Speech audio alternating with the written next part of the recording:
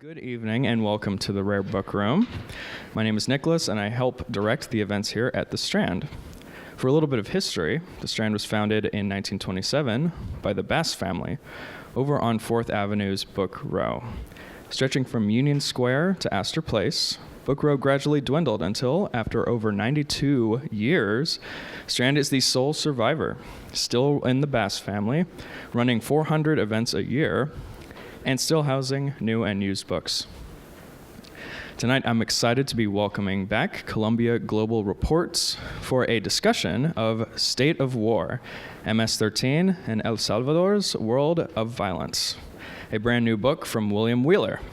William has reported on political affairs across the developing world and was a part of the Pulitzer Center on Crisis reporting team that won National Press Club and Society of Professional Journalists awards for coverage of the rebuilding effort in Haiti. Additionally, his feature from Pakistan on geopolitical tensions over the Indus River won an Earth Journalism Award at the Copenhagen Climate Summit. His writing has appeared in the New York Times, Time, Foreign Affairs, The New Republic, McSweeney's Quarterly, and elsewhere. Joining him tonight is David Gura, anchor and correspondent for MSNBC. His work has been recognized by not only the National Press Foundation, which awarded him the Paul Miller Washington Reporting Fellowship, but many other institutions, including the National Constitution Center and the French-American Foundation. He is currently a term member of the Council on Foreign Relations. Please join me in welcoming David, William, and State of War to the Strand.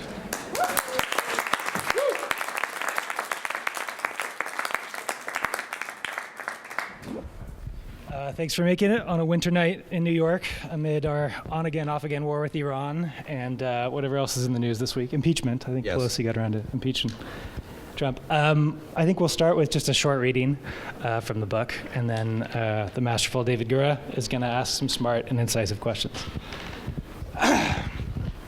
Killing came easily enough for Cesar the first time. Wait, there's a bit of setup.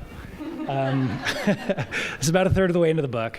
And, MS-13 has formed in Los Angeles sort of as a reaction to the city's other gangs, and then been deported to El Salvador. And so we're picking up here with one of the sort of second generation Salvadoran gangsters that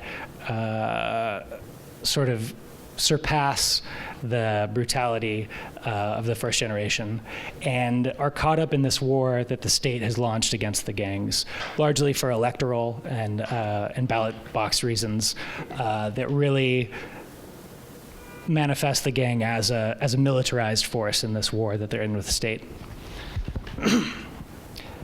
Killing came easily enough for Cesar the first time.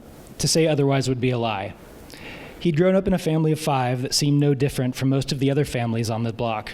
His father worked the graveyard shift as a car lot security guard, splitting his time between 2 families, while his mother washed clothes in other people's homes.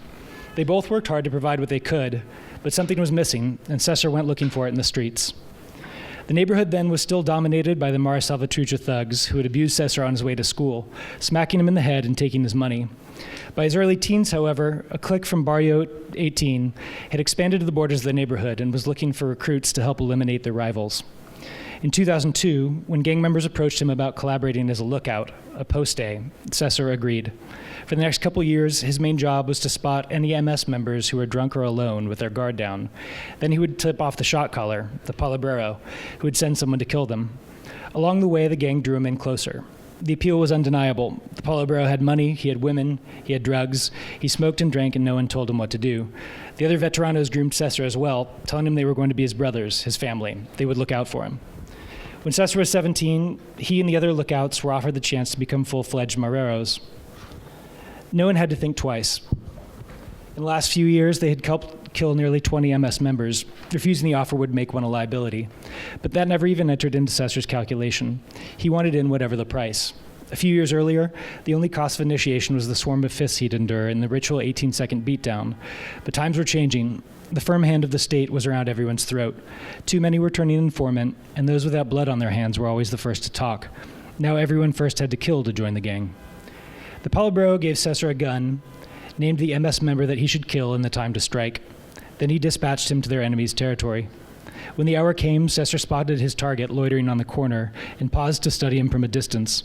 He had known the young man casually across the divide of the neighborhood's shifting boundaries, but Cesar's own gang affiliation was still a secret. He scanned the faces on the street, worried he might be recognized, and watched for any passing police patrols. When the street was clear, he approached his victim and greeted him warmly. The young man was waiting for his girlfriend, he said. Cesar nodded, chatting him up for a brief moment. Then in a flash, he pulled out the pistol. The other boy bolted, trying to run, but Cesar was at nearly point-blank range and squeezed off a round that caught the boy in the head. Then, for good measure, he emptied the revolver into his victim's body on the pavement. Cesar fled, making his way quickly through the startled streets. Once home, he took a shower. Killing was easy, he realized. When the moment came, he had acted on instinct and adrenaline, nothing more. Afterward, he felt no guilt or sense of any unseen boundary crossed. He felt nothing.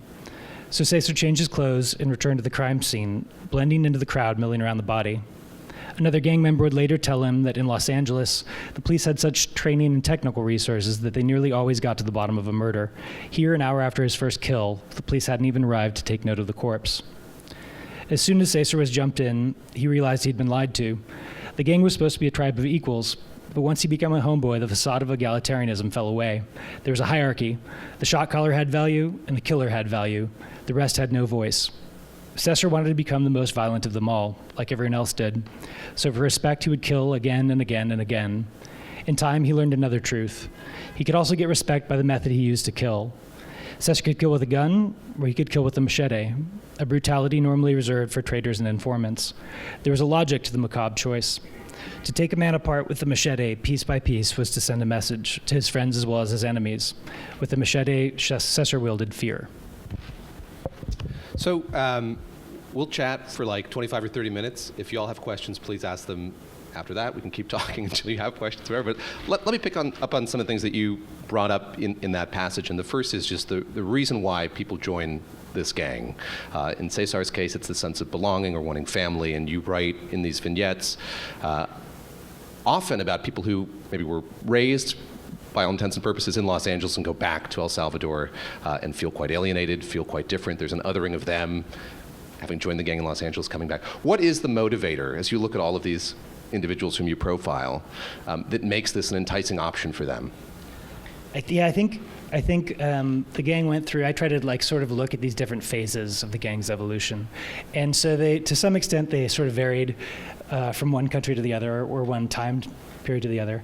But what they all share in common was the sense of belonging was probably the primary thing. And so, whether you're in Los Angeles and you're sort of the lower end of the pecking order because you're Salvadoran and you've fled a really violent civil war, and you've seen and witnessed these very traumatic events, whether your family's been split up by outward migration and then sort of reassembled with new step-parents and new siblings in the mix, and you find yourself sort of as the outcast fighting at the bottom rung of the American ladder, or whether you're, in this society in El Salvador that a fifth of the population's been driven out, where food is scarce at times, where people are physically scarred by war. There was a great sense of dislocation from that war. And I think that was the primary reason, is the sense of belonging. As time went on, it became more criminal and sophisticated. I think there's a big debate that I was trying to wrestle with just as somebody reading these stories about what's happening in Central America. And they're sort of either viewed as, the gangs are sort of a predictable but violent response to marginalization. This is sort of society's fault because you have these broken men in societies that are, literally still reeling from war. From the other side of the equation, I think people see it as like a very sophisticated, like a cartel almost. These are sophisticated criminal organizations that are running drugs across borders and conducting international assassinations. And I think to some extent it's both, But I think it started definitely as more of a response to the great dislocation and trauma of this war, and as time has gone on, it's become more of a criminal endeavor. I just want to ask you about how those whom you profile seem to be to the horrific violence of all of this. And I think in the passage that you read, you see how quickly that happens. And the book opens with you following somebody who describes himself as this kind of self-taught forensic criminologist going back to the site of not crimes, but burials of people who have been hacked with machetes and violently killed. Talk a bit about that, if you would, how widely inured people are to this, which is, as you point out in that passage, not just somebody being shot, but gruesomely taken apart, often at knife point. Yeah, I mean, I think the book kind of starts out in the killing fields, you know. So you start in the present tense, and you're watching this guy who is kind of a quirky, eccentric, and sort of famous figure in El Salvador, who really has a sense of mission about finding these victims and giving closure to the family. And he's, his first job was sketching. He worked for the police, and they would arrest suspected guerrillas, and he would sketch their portraits, and then they would extrajudicially kill them and murder them. And so he was, from a very young age, had such disdain for both sides of the political spectrum that would allow this. He saw what both sides had become in the Civil War after 12 years' war, and he also saw what both parties, political parties in the country had done, had failed to accomplish any meaningful social or economic change that gave a better future for the young men who were victim and perpetrator, or any of their victims. So I think your question was, how are widely people inured to people this? are to the violence. I think they're very widely inured, Yeah. and I think what I try to get to in that passage with Fausto is just the psychology of what makes you pick up the machete, and that there's a logic to it in their world. And Fausto goes on to say, kind of the end of his story, something to me that I found to be very disarmingly honest, and sort of became a template for the way that I thought about my thesis. And he said, I guess I could read it. You guys mind if I read another paragraph? Okay. Here. So Fausto gets wrapped up in this war against the state, and it reaches more and more violent sort of crescendos. And there's some terrible savagery that is every time more shocking, more public decapitations, more of the sort of outward manifestations of what's going on in this society in very personal acts of violence. And so he was very honest about all this with me. Amid the escalating madness, Cesar landed in prison once more. The prospect of serious jail time had a way of clarifying things. Ever since he had killed enough people to call the shots himself, and all the older veterans were dead or in jail, Cesar had been in a position to betray those around him. By now, the leadership knew he had been stealing money and sleeping with other members' girlfriends, an abuse of power for which he might be killed, or at the very least, subjected to repeated brutalities in a prison the gang controlled. When police offered him a chance to become an informant, he accepted. In exchange for his continued cooperation building a case against his gang, Cesar was free to fend for himself. He found refuge, ironically, in Mar Salvatrucha territory. Neither his neighbors nor his co-workers in the civilian job he landed knew anything about his former ties or the 26 lives he had taken. His new life was to be a modest one, lived in constant fear of discovery. One day he recognized 2 Barrio 18 members he knew on a public bus. Cesar got off quickly and slipped away, but it was a reminder that in El Salvador no one could hide forever. In time it's likely he will meet the same end as his victims, and so be it. Cesar's sins, he knew, were his own. The kids he had grown up with had all come from poor, broken families like his, and yet some became doctors and lawyers. Cesar had made his own choices. But still, as he watched the new left-wing government borrow straight from the right's playbook, he recognized something about the role of the gangs. They made an awfully convenient scapegoat. Who benefits? The drug dealer, the arms trafficker, the oligarch who cheats the tax system. In a society increasingly beset by secret iniquities, the gangs were the grimacing public face the rest could hide behind. So that's his perspective on what's going on, and I want to pull back because I think that for a lot of us, MS-13 is a familiar term because the president uses it. He vilifies this gang, talks about this gang to justify what he's doing in terms of his immigration policy. And I want to ask you sort of what you think the biggest misapprehension is about its genesis, how it began, sort of what our involvement is now geopolitically in curbing its spread domestically here in the US or transnationally. It's this boogeyman that he's created. Again, so my question is just sort of, beyond that, beyond the name of it, what don't we understand about why it's so essential still to society in El Salvador and the role that it plays today? Sure. I mean, I think the first thing is that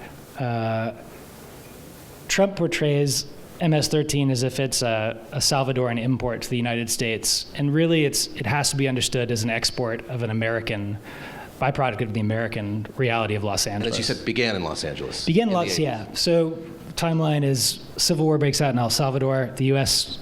takes sides heavily on the right-wing government side. It's a war that goes on for 12 years, kills 80,000 people. And in that time period also sort of sets the country, both sides opens the door to drug running and corruption, kind of is the takeaway. About 500,000 people, Salvadoran refugees, land in LA mostly, and they aren't quite recognized with what we'd consider refugee status or asylum. And so they're sort of already outsiders in Los Angeles. And, the gang members would say it was sort of a defensive thing, that, there were Latino gangs and African-American gangs that started to sort of show their dominance by going after them. Other people say it's sort of, they wanted their own piece of the pie, like the gangs of New York had 100 years earlier. But it was definitely a American gang culture that these Salvadoran refugees sort of found themselves living around MacArthur Park and immersed in. And when, in response, in some ways, I try to track some of the domestic politics of why this happened. But you go back to '94 when Clinton gets kind of walloped in the midterm elections in the House. Republicans take control of the House, and that was the first time that a lot of the Republicans really harped on immigration and saw that as like a real frontline issue for them. And Clinton, as sort of his midterm pivot, wants to prove that he can be hard on immigration, just like he was kind of hard on crime and hard, what was his other, crime and welfare reform. And so he loosens the standards for deporting a lot of Central Americans. And that's kind of what took this LA gang culture and put these seeds in Honduras, El Salvador, Guatemala. So over time, in this very fertile terrain for corruption, for drug running, these gangs take on a life of their own and become something very independent from their roots in LA. And some of that is washing back to America, but largely it's more washing back in the form of the nearly 1 million Central Americans showing up at the southern border each year. So I think that's the first part of it. The second part is the Salvadoran government's riddled with corruption. I mean, what I found in reporting this was a very high-level involvement of a senior defense official and the Salvadoran drug cartels that was really responsible for the last phase of these gangs' evolution that has really turned them into something, they have their tentacles in society and infiltrated in the military. There's sort of a state within a state in some ways. And so the Salvadoran government, both in terms of corruption and also just sort of setting these gangs up as a use the term, what's the term they used? Like demonizing, kind of. Trump's demonizing of MS-13 has an earlier precedent what the Salvadoran government's done, and it's kind of ironic that every interaction that they've had with the state, the gang has kind of, when you attack them with military force, they become more militarized. When you make backroom deals with them, they get better at corruption and learn how to infiltrate society. So there's a weird pattern that kept coming up in a lot of the state actions galvanizing what these gangs have become. And so politicians in Latin American politicians in America, every time they use the gang as this sort of vehicle for fear-mongering, it sort of empowers the gang. It gives them more press. It gives them more status, Yeah, and you write so well about that it's an easy thing for the El Salvadoran government to blame, to place so much blame on the gangs. It's a way of obfuscating other problems that are wrong with the society. That's something that's been true throughout this recent history, this 30, 40 plus year history as well. And it strikes me as you talk about what was happening in the 90s with President Clinton, there was this fear among politicians in El Salvador of what mass migration would mean. If you had expats, folks who had left El Salvador moving back there, what that would mean for that country. It strikes me that there must be a similar sort of palpable sense of what this means now as you see this administration sort of curtailing immigration here in the U.S. Definitely. I think, you look at these 500,000 Salvadorans that were sort of easy prey to be scapegoated for a lot of other problems that were going on. In California, the LA riots, you had this animosity, racial animosity. You had the LAPD and their horrible, treatment of minorities in these communities. And you had the drug war, and all of these things were going on. It became very easy to, MS-13 was sort of the scapegoat for Clinton's own immigration crackdown, and their growing clout. So you see that time and again that, we have these festering problems in our own society that we don't have names for sometimes, and we certainly don't have, policy prescriptions or a conversation happening at the political level. And these groups end up becoming, when sort of populist politicians use them for their own political ends, they end up becoming something much more fearsome in the process. And I think that's kind of what's coming full circle now with Trump, You profile somebody who today is working in a factory. He has made his way out of this world. And it's such an interesting moment because he has all kinds of thoughts about how people could be removed from this world, how the economy, the society of the country could be righted. And yet, Salvadoran government, the US government is an obstacle to that happening. As you were doing this reporting, were there any sort of easy solutions or things that you saw as ways out for folks who are in this gang, might want to get out of this gang, want to get out of this life, ways out for this country that still has this endemic problem, that are being blocked from happening because of policies from the US? Yes and no. I think there were, there's a parody of The Wire as a musical. Has anyone ever seen that, on YouTube?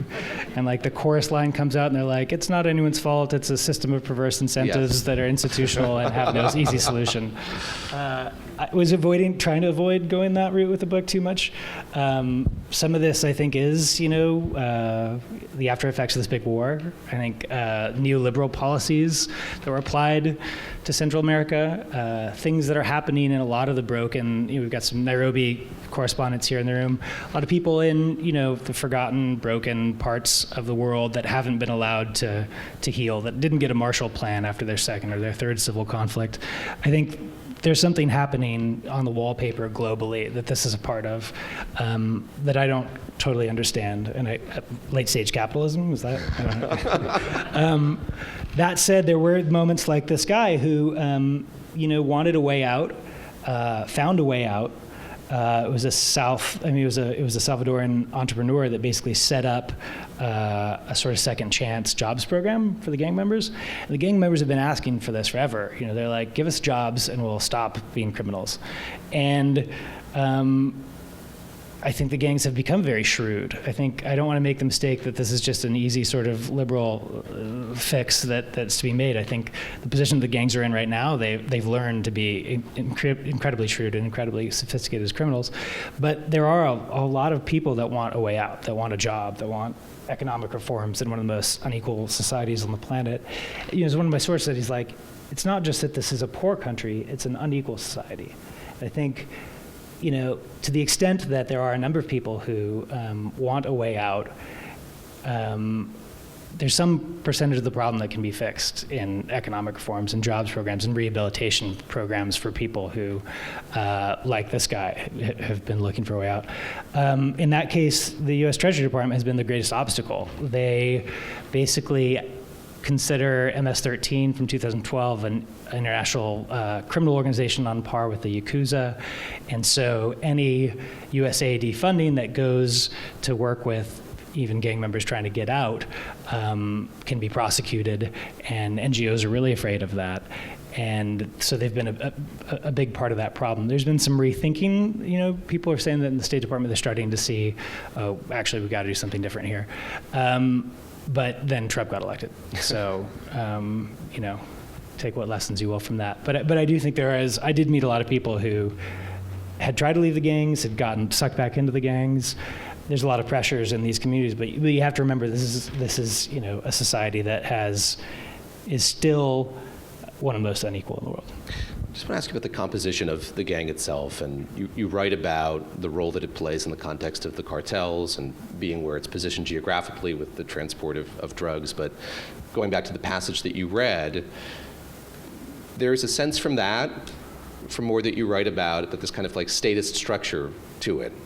You write about a guy you call, or they call, Mr. Lonely, who comes from Los Angeles, and he's there to excise taxes on people. There's like an economy that comes out of this. I think that, again, going back to sort of our unfamiliarity with MS-13 broadly, how is it structured? How is that transnationalism brokered, where you have a footprint here in the US and you have a larger footprint there in El Salvador? Who's running it, and how cohesive is it as an organization? It's not as cohesive as a lot of people would make it out to be, and I think that's the disclaimer that I would like to make, is that, it's still an army of 60,000, let's say, in El Salvador. Numbers are debated. Their profile is, these are guys who don't have a high school education. They're mostly teenagers. They don't really have a leadership, or their leadership's in prison. They communicate with text message and graffiti. And, they've been faced violent crackdowns from every government where they've ever appeared, and yet 30, 40 years later, they're surviving and maybe thriving. And so how do you make sense of that? What's the policy fix for that? They are largely, historically, they're little packs of guys in their neighborhoods, that maybe had the name MS-13 or 18 in common, but they didn't have a lot of money. They didn't have a reliable way to make a living for decades. And somebody's written that what they actually give you as a gang member is a primal conception, almost like a mythological conception of identity and belonging and your place in the world, and the struggle with, who am I? I'm not 18, I think what's happening now is that these guys who I talked to one of these guys his name was Angel of Death, and he was really funny. He had a teardrop tattoo.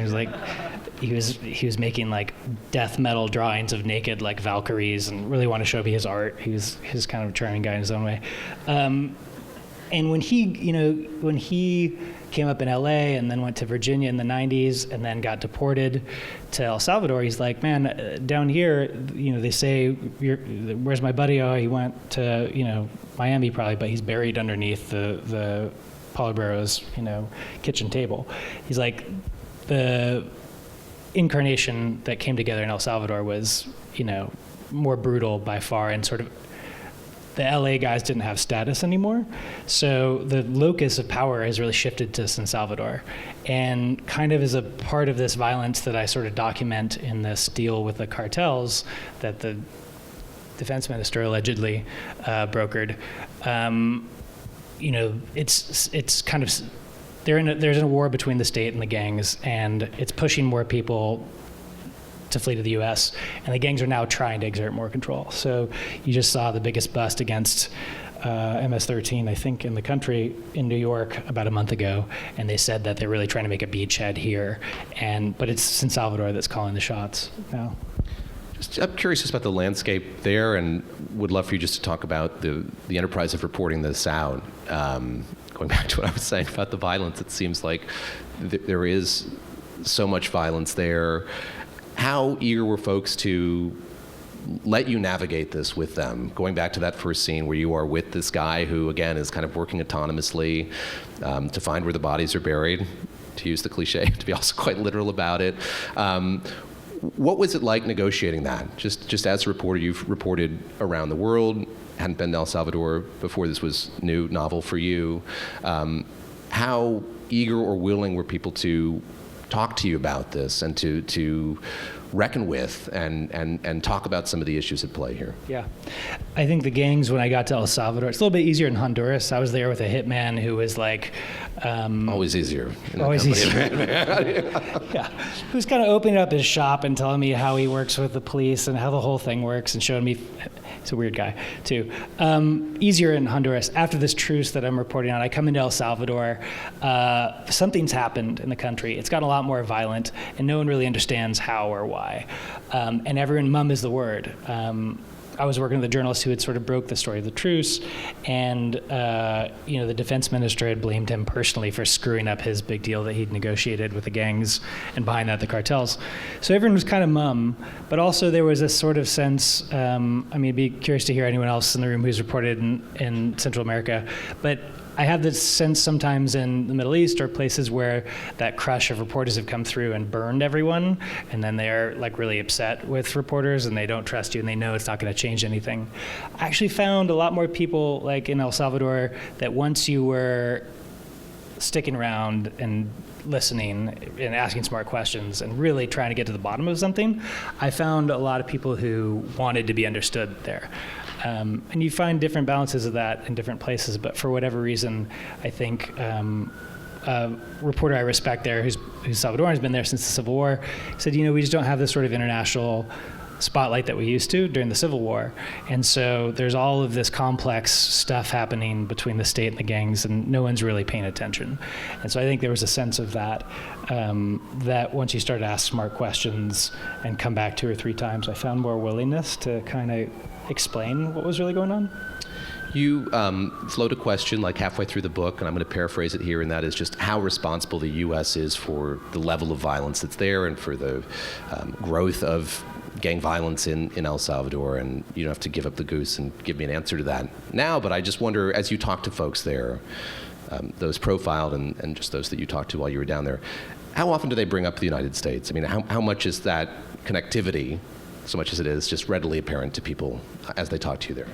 I think there's a lot. I mean, people understand that the U.S. had this big part in the Civil War and that was, they know what that means. I went down there thinking that the U.S. exporting these gang members was the primary cause of what happened in El Salvador, and that I walked away with a very different conclusion. And that's what great, fun, engaged journalism does, is you come down and, your null hypothesis gets complicated. I actually don't think that I think the biggest factor was the Civil War. I think the more, and in the book I kind of start in LA because I wanted to understand this as an LA phenomenon, but as the book goes on, I try to go back farther in time, and that's to replicate what it feels like to be trying to report one of these stories where, every question leads you further into the past. You kind of have to, to understand the wallpaper in the room, you have to go back a chapter. And so I think really, for me, it's this legacy of the war that set in motion, relationships with open the door to drug trafficking. The rebels were trying to finance their side of the conflict and establish these relationships. The right-wing government had bad apples involved in kidnapping for ransom. That was really the sort of original sin of a lot of this. But if you go back farther, it's the inequality that the 14 families that have run El Salvador into the ground, and this inequality that precipitated the war, but then was never resolved by it. They just kind of entered a new phase of whatever this running conflict is. So yeah, I mean, people are very aware of it, and I had to go farther back into the past to really get to what was the primary drivers, I felt like. I'll ask you one more. The estimable Nick put up a sign. We were 30 minutes in. We'll take questions if you have questions in the audience, and I can keep asking you questions as well. But you seemingly very consciously don't weigh in on a lot of U.S. immigration policy today. You mentioned the bust that happened in New York recently. I'm curious why you decided to go that route, and the thing you hear so much about with regard to this administration is there's this ignorance of push factors, ignorance of why people are compelled to leave countries like El Salvador, and violence is certainly high up on that list. So when you see something like that, law enforcement might use domestically here to make a bust like they made, and then seemingly no interest in going even further still, cutting aid, cutting programs that have been in place to better conditions in these other countries. What does that say to you about priorities as you were there reporting?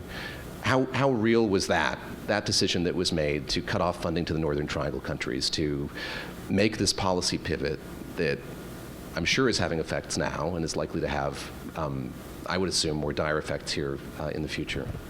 Yeah, I mean, I sort of tried to, I guess the other thing that drove me to have an interest in this was it's sort of symptomatic of, I'd been in Libya and Europe and looking at some of their Middle Eastern refugee tensions, and it seemed to me that there was an interesting sort of corollary going on our own doorstep, that really in 2012, I think, Central Americans outpaced Mexicans as the dominant group arriving at the southern border. And the more I got into it, it was just like, this is one of those stories that you see in the Middle East a lot too, where it's just our conception of the story and the way that we talk about what's going on in Central America, it's like it started yesterday or last week or something, and the story starts at our southern border, and the coverage of MS-13 is very much in that vein. You hear a lot about it because they've got an outpost in Long Island. There's some great reporting on that, but what I was trying to do was sort of turn away from that and go back to the other side of the story and how this history is viewed, from a larger lens, and from that, and then to get into the way that cycle of American ignorance about a lot of the historical context of what's going on in these countries feeds into this demonization that's so central to what Trump is doing in his presidency. I didn't want to give it more air, didn't want to give more oxygen, so it's sort of in the background in the book, maybe to a fault. But I do think that I was trying to understand the wallpaper in a different way. Also, I think to your question, the other thing that I found is just that Americans aren't paying a whole lot of attention going back to Obama and his predecessors. I found guys that were talking to their colleagues in the CIA and trying to warn them of really bad actors who were the links between the government in El Salvador and the cartels, and then we're showing up at the CIA's Southern Command to decide which boats got stopped, which the drug running boats were, and they were protecting all of their allies. And he was saying, look, I've been telling these guys this for 10 years, and no one says anything about it, I talked to Jim McGovern, a U.S. congressman who's an old El Salvador hand, and he's like, it's the same in the Civil War. We sort of tolerated the most atrocious human rights abuses of our allies, and sort of ever since we've sort of we don't want to push too hard because then they might be bad. It might not interdict. They might not interfere with the drug runners or the migration flows, but they're the ones driving the drug runners and the migration flows now, according to some of my reporting. So I think there's just a sort of willful blindness to some extent. And I think the other thing that he said is everyone's looking to China now. They're like, you got this crazy asshole in the White House, and no one's really minding the hen house, and you got all the foxes here having a feast.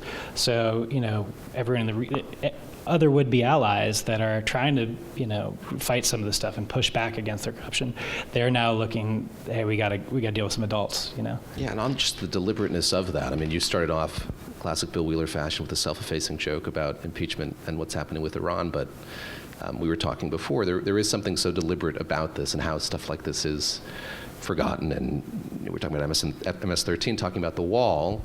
You made this point, which has stuck with me, that the wall begins below the U.S.-Mexico border, that there is so much at play here that is not covered and ignored, if not willfully ignored, that we're just blind to as a result of all this other stuff that's going on. I think the other thing that's going on with the virtual wall starts south of Mexico, and Trump has built it incredibly, and it's really Stephen Miller who built it, and it's smart. Is Ashoka here tonight? Should get him talking about it. It's incredibly, it's nothing you'd think. I talked to all these immigration lawyers in Texas who are like, we learned that whenever there's something coming out of the White House, there's some really evil, dark, demon-y machinery going on in the back that, that this is the sideshow, this is the spectacle. But back here, they've got this incredible rehaul of our entire asylum system that's, people from Fair Numbers USA, people from Center for Immigration Studies, the three most hardline anti-immigration groups that are now at senior positions in DHS. And while we've been following the Muslim ban and whatever the hell else this guy's doing on a weekly basis, there's incredibly sophisticated policy machinery at work that you don't see coming. Yeah, stuff that's been on a low boil now moved up to the front. Okay, if anyone has any questions, please. Nick has a mic. Anyone? Thank you. You're welcome. You mentioned a couple of the other Central American countries and the gang problems there. How comparable are the situations in the neighboring countries to El Salvador? Good question, man. I haven't been to Guatemala as anything other than a tourist. It's by the numbers, it's probably not as bad there. Honduras is a real dark scene right now. I spent a little while down in Honduras, and have been working on a doc series with some people who are doing some great work down there for the last year and a half. And you got the president of Honduras, his brother is just indicted by the U.S. as a drug runner, and he's named as a co-conspirator, and he's buddying it up with Trump, still having personal visits and meetings. The difference between El Salvador is that they're still running off of extortion. And so in Honduras, they've gotten the drug game. And so when you have got money, you can buy police, you can buy high-level access in the military. So I think what's going on in Honduras is a narco-democracy, and it's on display for anyone who cares to see it. Salvador, it's a bit more hidden. They're not as involved in the drug game. But both of those countries, there's one of these gang experts and a longtime homicide investigator who's become sort of an international gang expert said that it's a form of genocide in El Salvador. That, that's the other big takeaway, I think, is that extortion, it's not just the gangs now, it's 10% of the country's population that's dependent on the gangs. It's their family, it's their networks. They're so into the extortion game, and that requires murder as an enforcement mechanism. So that's one sort of really dark engine that it's hard to break away from. In Honduras, they're doing it with drugs. But in both of those countries, you have the institutionalization of state violence, and you have increasing connection with international criminal syndicates. You mentioned this truce, and that's central to the book as well. There was this truce between rival gangs for some period of time, and you chart the number of homicides or the rate of homicides and how that did dip a little bit and has now escalated again. Speak to that, if you would, just a little bit. I mean, how much hope was there engendered in that this was an honestly brokered thing that was going to end this cycle? Yeah, I mean, I think there was always, it's hard to differentiate between like the NGO crowd. I think the NGO crowd that had some sympathy for the truce at the beginning because they saw these gang members as having been cut out of society and basically shit on, and turned into this incarnation of themselves. So the truce, in theory, it seemed at least like it was a nod towards the territorial reality that these gangs have. Background. Government one day a newspaper came out and said, hey, we think the government is moving prisoners to minimum security from the gangs so they can talk to each other, and homicide rates are cut in half. And so it comes out the government had negotiated this truce between the gangs. It was supposed to be a big political victory. And it looked in some quarters like a nod to the sort of social spending and poverty eradication programs that the gang members have wanted. That these guys have said, get us out of organized crime and give us a job. Behind that, there was something really dark going on at very high levels that the book gets into. So I think the gangs were given a lot of weapons and money and political capital, and they came out of that a very different beast. But I think it also just speaks to the sort of betrayal of, there's another version of that too, where there was a jobs programs, and if you came in and we would give you a job, but behind that, as I found in my reporting, the authorities were requiring the gang members to rat out all of the members of their clique, and as the result, the gang members started just massacring a bunch of their, thousands of their members, hundreds of their members. So it was another example of, so few efforts made to address the sort of state of poverty and disrepair that so much of this population that has become the gang's base lives in. And the few times that there have been anything that on the surface seemed to be a means to address that, they actually end up being something pretty nefarious. Anybody else?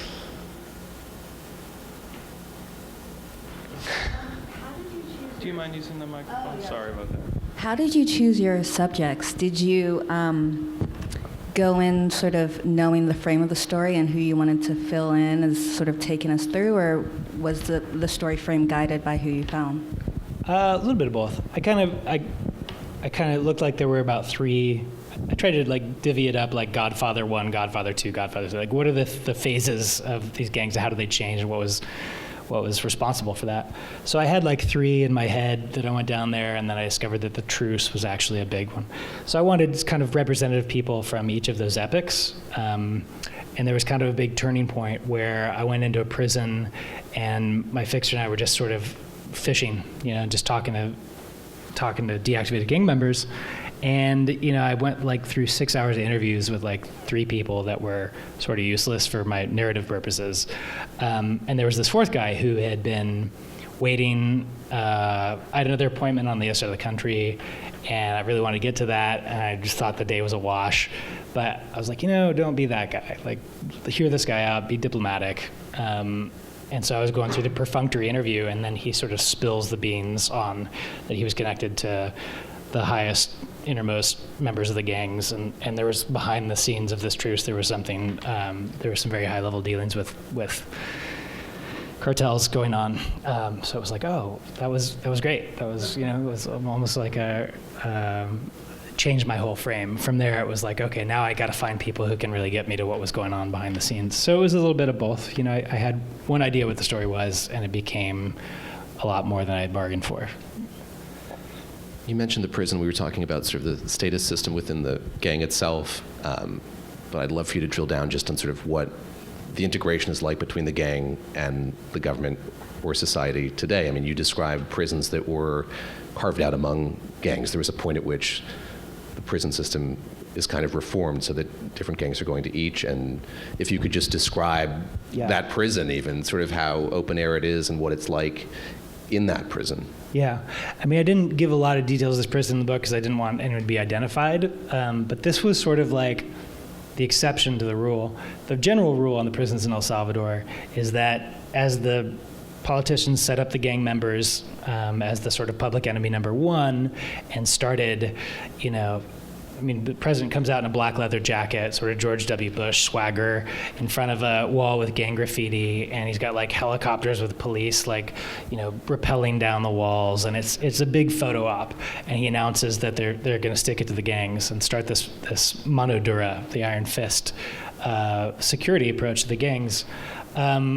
What they end up doing is kind of without any constitutional grounds, wrapping up, I think 18,000 arrests that first year, just huge swaths of the young male population because they looked like gang members, and they didn't have grounds to hold them, so they were kind of, released from prison, but they built these new networks. That was the sort of first catalyst for these gangs to become something different, and in the process, the prison population swelled, and so you had basically the state sort of abdicating, control of these prisons to the gangs themselves. They had this major massacre, and the population had tripled and then tripled again in I think 4, 6, 8 years, something like that. And so the prison guys were basically like, they would lock themselves in their cells at night as a courtesy to the system, as somebody wrote. But you had grenades and assault rifles in these prisons themselves. You had some of these huge firefights with automatic weapons. So it was more of a prison in concept in some ways than it was. The prison where I met this guy was actually a wing for deactivated gang members, and so this was like, it was lovely, really. You had like arts programs, and you had gang members doing sort of landscape cultivation, and one of the guards came out and said, this is a famous prison, everyone in the world talks about this prison and how amazing our program is. And I was like, maybe, do they? I haven't heard anyone talk about it, but it looks nice to me. But yeah, so the prisons now have become, as they became segregated by gang affiliation, they became finishing schools for these guys, and they've got a leadership that formed to govern the gangs from the prisons, and it's kind of what the Mexican mafia came out of the California supermax facilities in Northern California learned to do. And Carlos Martinez, who's a great journalist in El Salvador, said that where was I going with this? Courtesy of the system, that the gang members learn to govern from behind prison walls, and that basically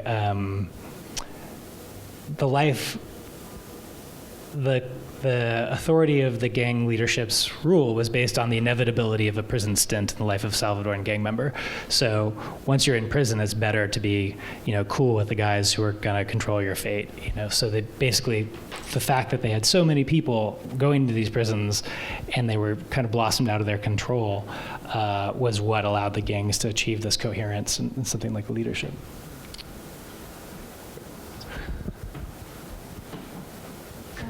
Can I ask a quick question about how you distinguish between the gangs and the cartels and the relationship between them? And are those cartels specific to El Salvador, or are they sort of more across Central America? Yeah, I think that is a good disclaimer to make too, is that like when we think of cartels, we mean Mexican cartels, and the gangs are a different beast. They aren't, I think they get conflated a lot, you know?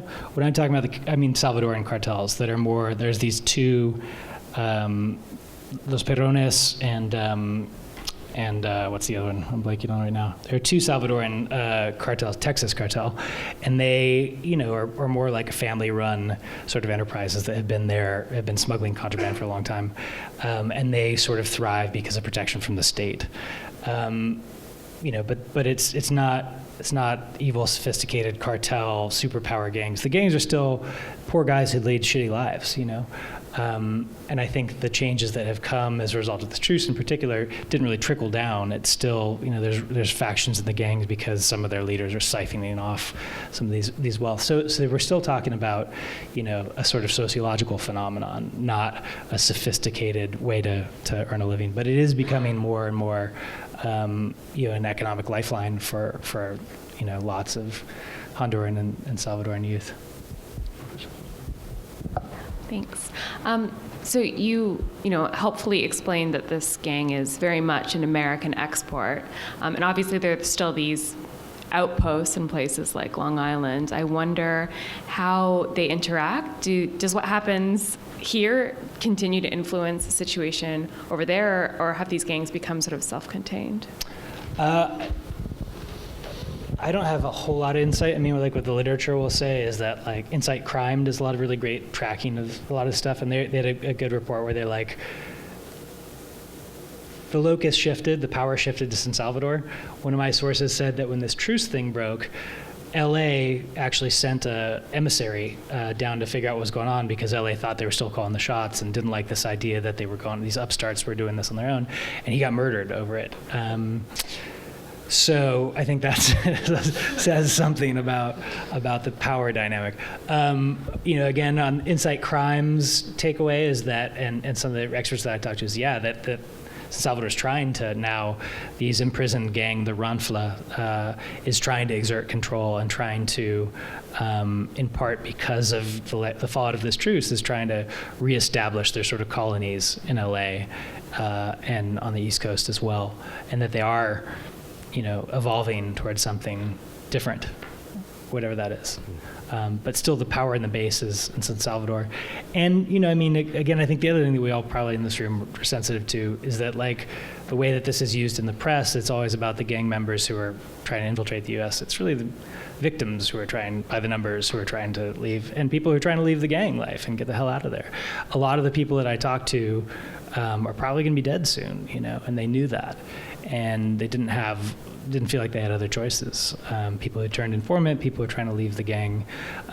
This doc series that I worked on features somebody who left to the U.S. because he was trying to leave the gang life, got deported back and then murdered, and we kind of follow his wife as she tries to leave the gang's clutches. So that's a thing. We got time for a couple more questions. What was the role, or what were the impacts against women and girls by this violence committed by these gangs? It seems to me like a very masculine-oriented subject. So can you identify a couple of gender considerations? Yeah, I mean, I think my greatest regret with the book is that it's incredibly packed with men. I think in part I think the victims get written a lot about, and I was trying to write about the bad guys, you know. I mean, I was trying to write about a humanitarian crisis, and one way to do that is to write about the bad guys. So that's what I was trying to focus on. There's sort of ghosts of that in the room in the form of victims that are in these graves. There's sort of, I say that they're conjoined crises, you know, there's a gang problem, there's a gang crisis in Latin America, and there's a domestic violence crisis in Latin America. And it's the women who pay twice in that crisis. You know, if you're a young girl who a gang member takes a fancy to, as one of my sources said, that's a fate from which no one can rescue you. I think the way that I talked to a female member of Barrio 18, and she was from the era when women could be full-fledged gang members. That shifted in about 2003, 2004, as this war with the state sort of started to ramp up. But the atrocities that are leveled at women as a part of the gang violence, and also just because there is a real domestic abuse crisis right now in a lot of these communities. And Ashcroft, sorry, not Ashcroft, Jeff Sessions. Your other. Jeff Sessions, I mean, he eliminated both victims of gang violence and victims of domestic violence as grounds for asylum in the U.S., reversing a protocol there that I think is one of the more abysmal things that this administration has done. Does that help at all? I mean, are there other questions on that front? Yeah. But I mean, that's a huge regret on my part that I don't have more women's voices in this. In part, mostly because I was writing about perpetrators, and also I think, the victims and the ghosts sort of are there. I was hoping. Anybody else? Yeah. I have a pretty loud voice. Sorry. Obviously, you have a prolific career in a variety of media. So what impelled you to write as opposed to photography or video, and why this story when obviously you've been almost on every continent? Yeah, so just more broadly speaking, I suppose. I mean, I was living in Europe for a while, and it's easy to beat up on Europe on, sort of human rights grounds because they profess to have some. But I had always wanted to turn my lens back to, sort of our moral failings at home.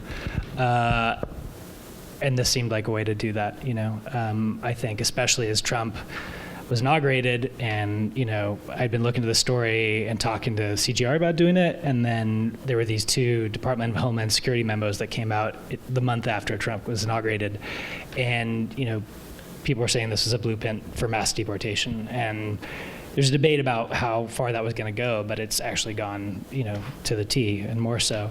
So as that ramped up, and then particularly as Trump started to use MS-13, I kind of saw it as a way to tell the whole cycle of like how it is that we go into countries and fuck things up and walk away and just forget about it. Can I ask, you can, Right. go ahead, please. Sorry, versus writing or photography. Oh, I'm a terrible photographer. I have my iPhone. But I mean, I was also working afterwards on a doc for a bit of time as well that was dealing with some of this. And they've just both, I mean, I had been away from, went to doc because I wanted to sort of creative change and it pays better. And writing is such a self-loathing process. But I missed it, and I like wanted to do something. And this was a great like nerdy deep dive way to do that. And like, Can I pick up on that for my last question? And that is, you can make a shameless plug here for your publisher, but I think about like, on my bookshelf growing up, there was a novella-length book about El Salvador that Joan Didion had written.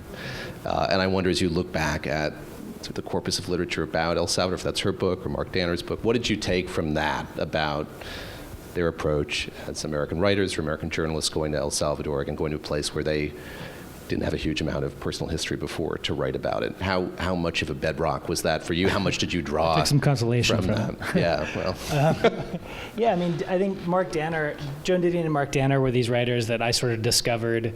I had a hankering of what I wanted. I was pissed about it, what was going on in Iraq. I wanted to have some sort of, voice in the world that had a sort of moral venue for learning about the world and speaking about it. And so as I got into it, Danner and Didion were like, that is what I wanted to do. Like, Mark Danner wrote this piece, The Truth of El Mozote.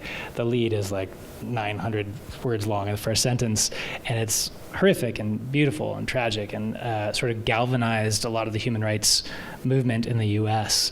And El Salvador was this thing too that, like, for my generation, it was ancient history, but it was sort of the Iraq war of its time, or pick your crisis of the moment, they're multiplying every day. So discovering people who had had something substantive to say that stood the test of time was like turning a light on in the room for me just in my own career. So I think at some level it was a chance to revisit that and understand what that legacy is like. And when I wrote Mark Danner and said, "Hey, would you give me a blurb? I'm doing this," and we had exchanged messages for a number of years before that. And he's like, "Yeah, I'll do that." That was like, I've been waiting for somebody to write the historical context of this border. I'm like enervating, pulling my hair out. He doesn't have a lot of hair either, but lamenting the lack of any real sort of deep dive on this stuff. And yeah, they were, they parachuted in and sort of got it right. And so that was some measure of solace. I think Danner was on the ground for 8 days for that piece, but it's, amazing. Well, thank you all. You're going to sign books, I hope, right? Okay, good. Thank you all for coming. Yeah, thank you very much.